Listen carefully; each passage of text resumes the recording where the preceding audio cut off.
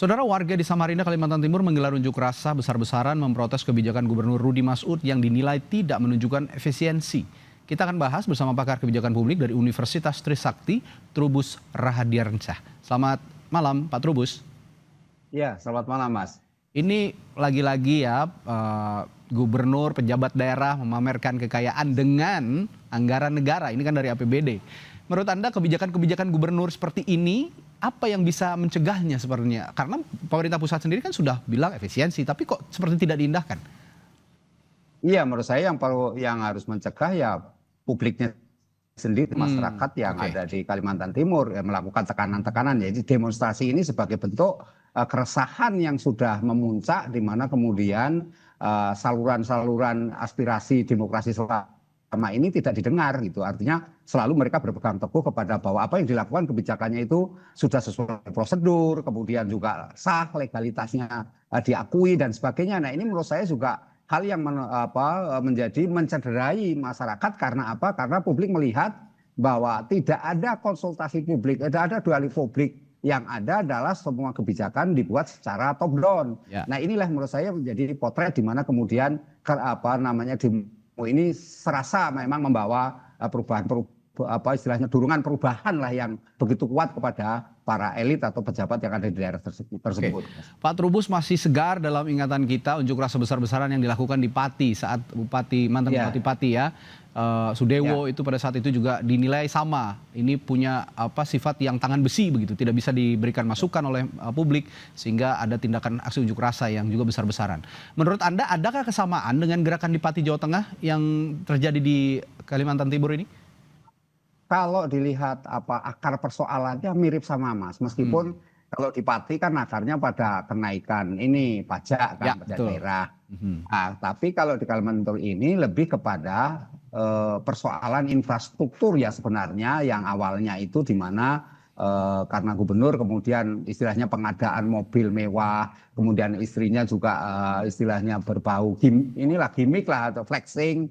Nah, ini kemudian yang menyebabkan ada persoalan-persoalan di daerah Kalimantan Timur, misalnya sekolah-sekolah, puskesmas itu fasilitasnya sangat memprihatinkan, kemudian jalan juga banyak yang rusak. Nah, ini yang kemudian masyarakat merasa istilahnya tidak diperhatikan. Nah, ini yang kemudian memunculkan. Yang kedua memang gini, Mas, masyarakat di Kalimantan Timur ini kan saya lihat yang demo kan mahasiswa, ada penyandang disabilitas. Berarti mereka sudah istilahnya melek huruf dalam arti cerdas lah gitu ya, punya kecerdasan sosial yang baik, punya kesadaran yang tinggi terhadap demokrasi, dan mereka adalah intelektual yang terdidik. Karena itu menurut saya ini menjadi perhatian kita semua, khususnya pemerintah daerah di setempat, agar memperhatikan komunitas-komunitas dan anak-anak muda yang memang memiliki keterampilan, memiliki pengetahuan karena mereka kuliah, mereka sarjana, dan mereka mungkin punya pendidikan lebih tinggi juga, aksesnya ke luar negeri juga besar. Nah, itu harus diperhatikan, Mas. Gitu.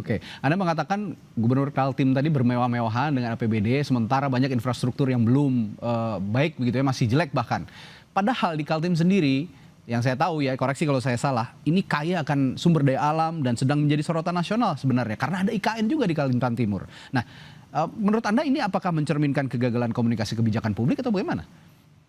Iya, bisa saja. Memang itu kategorinya sebenarnya ada komunikasi kebijakan publik yang tidak tepat sasaran lah, katakanlah seperti itu, sehingga terkesan bahwa ada persoalan satu sisi pembangunan IKN yang berjalan lancar gitu karena katakanlah. Tetapi di sisi lain masyarakatnya merasa tertinggalan atau merasa termarginalisasi dengan pembangunan itu. Dan inilah kemudian yang muncul adalah mereka-mereka yang punya akses, istilahnya melakukan KKN, kemudian nepotisme lah secara keluarga karena kebetulan kakak beradik dalam posisi puncak seperti itu kan pengambilan kebijakannya seolah jadi bagaimana partisipasi publiknya, bagaimana kemudian cara-cara menyelesaikan persoalan itu kecenderungannya memang dipaksakan gitu, Mas. Itu yang kemudian memang kebijakannya terasa masyarakat tidak diajak.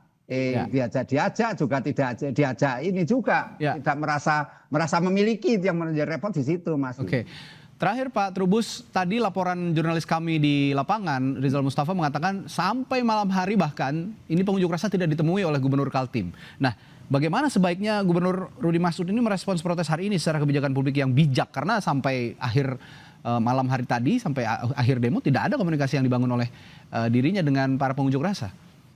Ya harusnya ini Pak Gubernur ini belajar dari kepala-kepala daerah lain, khususnya Pati yang juga mengalami yang sama, sehingga harusnya ini segera menemui ada semacam dialog publik yang harus dilakukan. Apa sih susahnya mengumpulkan ini perwakilan mereka untuk diajak ngomong lah gitu, hal-hal apa, unek-unek apa yang ingin disampaikan. Kemudian yang kedua, segeralah mengurangi perilaku-perilaku yang menurut publik itu ya membawa luka, katakanlah mengecewakan, membawa kemarahan. Itu dikurangi semua Mas, dan dalam hal ini juga melakukan pembenahan birokrasinya, karena birokrasi di Pemprovnya itu diduga memang itu penuh dengan korupsi itu, dan inilah yang menurut saya juga harus dibongkar dengan aparat penegak hukum termasuk pemerintah pusat ya jangan diam aja, jangan jadi penonton. Itu juga mendorong kepada pemerintah daerah agar menunjukkan tanggung jawabnya, karena bagaimanapun itu dana publik Mas, dana publiknya pajak rakyat yang kemudian harus dipertanggungjawabkan. Itu menurut saya pandangan Mas. Jangan sampai seperti Pati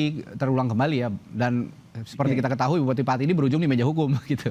Baik, terima kasih Pak Trubus Rahardiansyah yang telah berbagi perspektif di Sapa Indonesia Malam, pakar kebijakan publik dari Universitas Trisakti. Selamat malam Pak, sampai jumpa lagi, sehat-sehat selalu. Selamat malam Mas.